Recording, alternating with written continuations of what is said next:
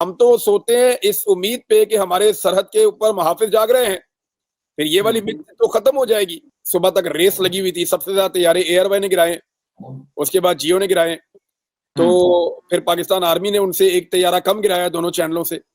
F-16 की लड़ाइयां पूरी दुनिया में मशहूर हैं, वो बड़े लंबे अरसे से लड़ता चला आ रहा है, उसने बड़े कॉम्बैट्स में हिस्सा लिया है, बड़ा तगड़ा तैयारा है, लेकिन पाकिस्तान ने कल F-16 उड़ाया ही नहीं, F-16 को ट्राई नहीं किया, और उसके सर्टेन रीजंस हैं कि पाकिस्तान अमेरिका पे भरोसा नहीं कर सकता। याद रखिएगा कि जो तैयारा आप जिस कंपनी से खरीदते हैं उसका कुछ ना कुछ कंट्रोल अपने तैयारे पे रहता है, आप जो मर्जी कर लें। पाकिस्तान में बड़ी डिमांड ये है कि इंडिया ने पहली मर्तबा पाकिस्तान के सेटल्ड एरियाज में अटैक किया। ये घुसे हैं मुरीदके में, ये शेखुपुरा में आए हैं, भावलपुर में आए हैं, सियालकोट में आए हैं। अब इसकी क्या गारंटी है कि दोबारा इंडिया में कोई दहशतगर्दी का वाकया नहीं होगा? फर्ज करें थोड़े दिन के बाद एक और वाकया हो जाता है इंडिया में दहशतगर्दी का, तो फिर इंडिया लाहौर पे और कराची पे भी बम मार सकता है कि जनाब वहां पे भी दहशतगर्द रहते हैं, हम यहाँ पे भी मारने जा रहे हैं। या इस्लामाबाद में किसी जगह पे उसको लगता है कि यहाँ पे कोई बंदा है तो इसको भी मार देते हैं। तो ये आहिस्ता आहिस्ता उनका हौसला बढ़ता चला जाएगा। आपको ना जितना भारत ने सवाल पूछा है उतना जवाब आपको देना पड़ेगा, जितना उन्होंने संतूर दिया है उतनी मांग आपको भरनी पड़ेगी। अगर आप खाली जगह छोड़ देंगे तो आपके लिए प्रॉब्लम हो जाएगी। वजह यह है कि इंडिया का हौसला बहुत बढ़ गया है और उसने दहशतगर्दी पाकिस्तान के खाते में डाल दी है। 26 लोग उसने हमारे शहीद कर दिए हैं, दर्जनों लोग उसने जख्मी कर दिए हैं, और वो पूरी दुनिया में अपनी फतह का ऐलान कर रहा है। तो यार ये गिरना is not a big deal यार, उन्होंने हमारे सिविलियंस को मारा है, हमारी मसाजिद को तबाह किया है। मेरी एक मस्जिद की बेहुरमती के सामने इंडिया के सारे तैयारे भी तबाह हो जाएं तो क्या फर्क पड़ता है?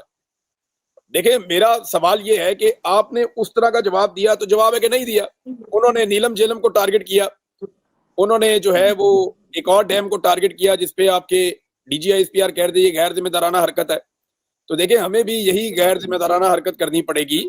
अगर अपने पानियों पे आपने अपना कंट्रोल रखना है तो आपको अपने पानियों का रास्ता क्लियर करना पड़ेगा। वो सारी कमाई जाया कर दी इन दोनों ने स्टेटमेंट देने के बाद, और ऐसा तासुर दिया कि जैसे पाकिस्तान की हुकूमत लेट गई है एस्टेब्लिशमेंट समेत, और ऐसा तासुर दिया गया कि जैसे पाकिस्तान जो है वो सरेंडर कर रहा है इंडिया के सामने।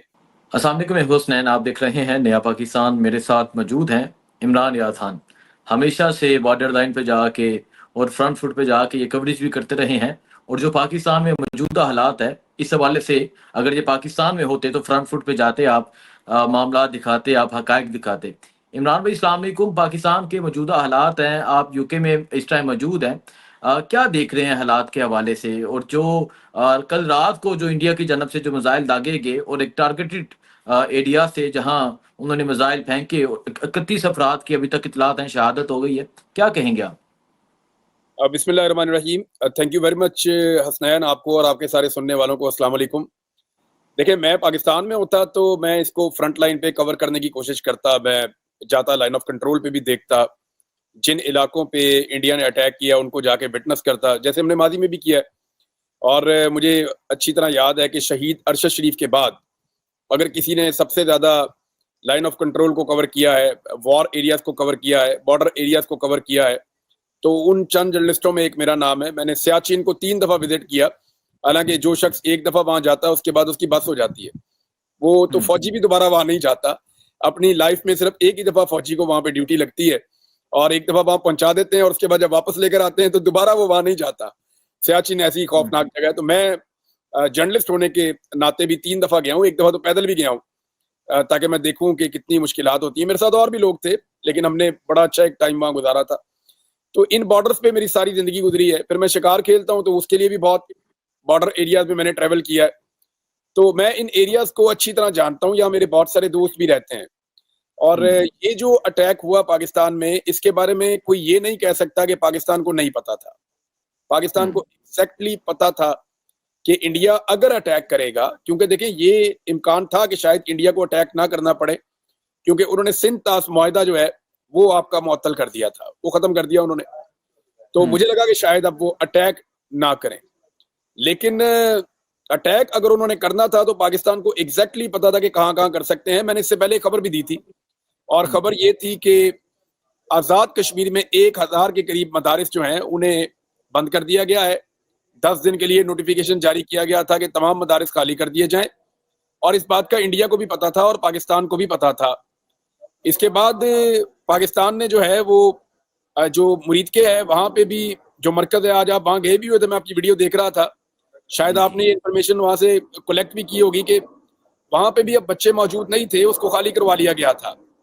बिल्कुल। क्योंकि पाकिस्तान को आइडिया था कि यहाँ पे इंडिया बम मारेगा या मिसाइल मारेगा, और फिर बहावलपुर वाला, शेखुपुरा वाला, इन सारी जगहों पे जो तालीम हासिल करने के लिए बच्चे आते हैं या कुरान पाक हिफ्ज करने के लिए जो बच्चे आते हैं वो मौजूद नहीं थे।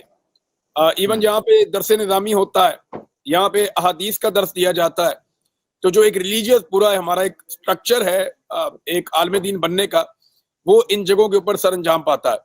तो अब पाकिस्तान को पता तो था कि यहाँ पे अटैक होगा, और फिर अटैक वहीं पे हुआ। इंडिया ने अब तक जो इतला आ रही है उसमें 24 इन्होंने मिसाइल दागे हैं पाकिस्तान पे, कुछ लोग कह रहे हैं इससे ज्यादा दागे हैं।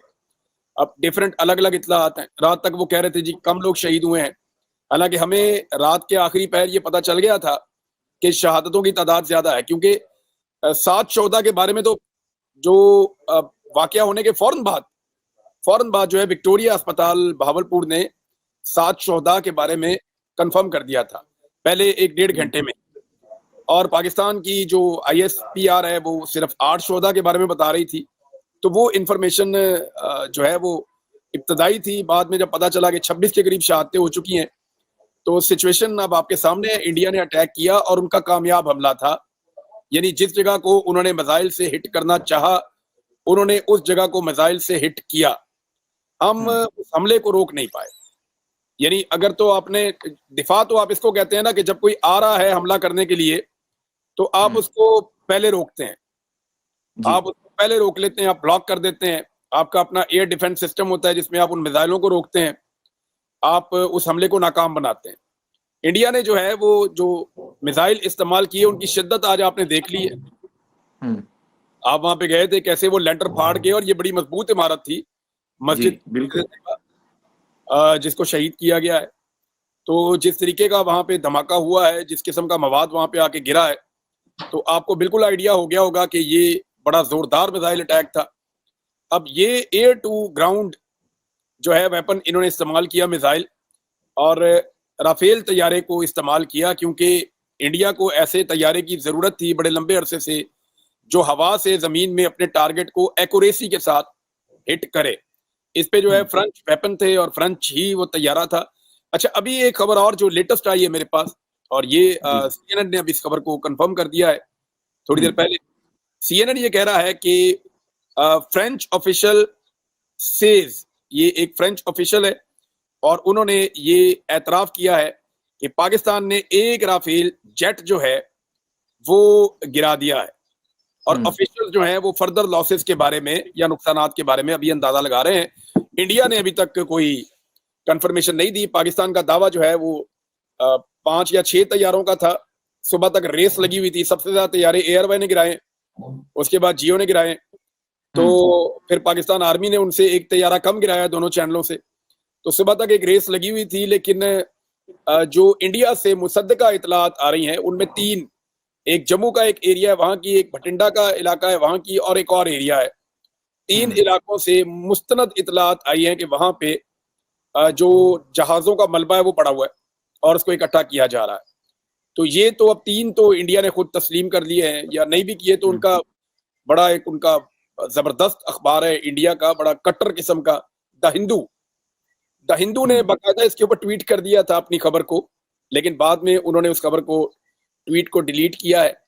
तो राफेल तैयारा गिरना नरेंद्र मोदी के लिए एक बड़ा डरावना ख्वाब होगा, क्योंकि देखें ये तैयारा आज तक गिरा ही नहीं। इंटरेस्टिंग बात यह है कि किसी कॉम्बैट में आज तक राफेल तैयारा नहीं गिरा। इसी तरह जो है F-35 है वो भी नहीं गिरा। F-16 की लड़ाइयां पूरी दुनिया में मशहूर हैं, वो बड़े लंबे अरसे से लड़ता चला आ रहा है, उसने बड़े कॉम्बैट्स में हिस्सा लिया है, बड़ा तगड़ा तैयारा है। लेकिन पाकिस्तान ने कल F-16 उड़ाया ही नहीं, F-16 को ट्राई नहीं किया, और उसके सर्टेन रीजंस हैं कि पाकिस्तान अमेरिका पे भरोसा नहीं कर सकता। याद रखिएगा कि जो तैयारा आप जिस कंपनी से खरीदते हैं उसका कुछ ना कुछ कंट्रोल अपने तैयारे पे रहता है, आप जो मर्जी कर लें। तो आप एक अमेरिकन कंपनी के तैयारे को इंडिया के खिलाफ इस्तेमाल करने अगर जाते कल, तो इसके कुछ उल्टे असरात भी हो सकते थे। तो पाकिस्तान ने शायद पाकिस्तान ने, ये मैं अपने से बात कर रहा हूं क्योंकि ऑफिशियली वो ये कह नहीं सकते, ना एयरफोर्स ये कह सकती है, ना पाकिस्तानी मिलिट्री ये कह सकती है कि इंडिया के खिलाफ F-16 इस्तेमाल करते हुए एक खौफ ये भी है कि अमेरिका कहीं कोई पंगा ना कर दे और हमें कोई लेने देने ना पड़ जाए। लिहाजा चाइनीज हथियार इस्तेमाल किए गए, चाहे वो एंटी एयरक्राफ्ट सिस्टम है एयर डिफेंस का, जो चाइना का एक लेटेस्ट सिस्टम है, S-300 की कैपेसिटी का वो है। रशिया के सिस्टम से आप ये समझ लें कि एक दर्जा पीछे है वो, लेकिन वो एक अच्छा सिस्टम साबित हुआ, उसने अपना काम करके दिखाया। दूसरा PL-15 जो एयर टू एयर अटैक करने वाले मिसाइल्स थे जो इन्होंने लगाए उसके ऊपर JF-17 पे और J-10 पे, उन्होंने भी अपना काम करके दिखाया। तो ये इस कॉम्बैट में, और मैं एक चीज आपको और बताऊं, ये वो लड़ाई नहीं है कि जहाज आमने सामने आगे एक दूसरे पे गोलियां चलाना शुरू कर देते हैं। वो दौर भी चला गया, वो जहाज भी चले गए। ये जिन पायलट्स ने इन जहाजों को गिराया उन्होंने वो जहाज देखे भी नहीं होंगे। यानी ये दोनों जहाजों का फासला कई नॉटिकल माइल्स है, बहुत दूर, इतना फासला कि इंसानी आंख देख ही नहीं सकती। ये सारा गेम रेडार्स के ऊपर, कंप्यूटर्स के ऊपर होता है।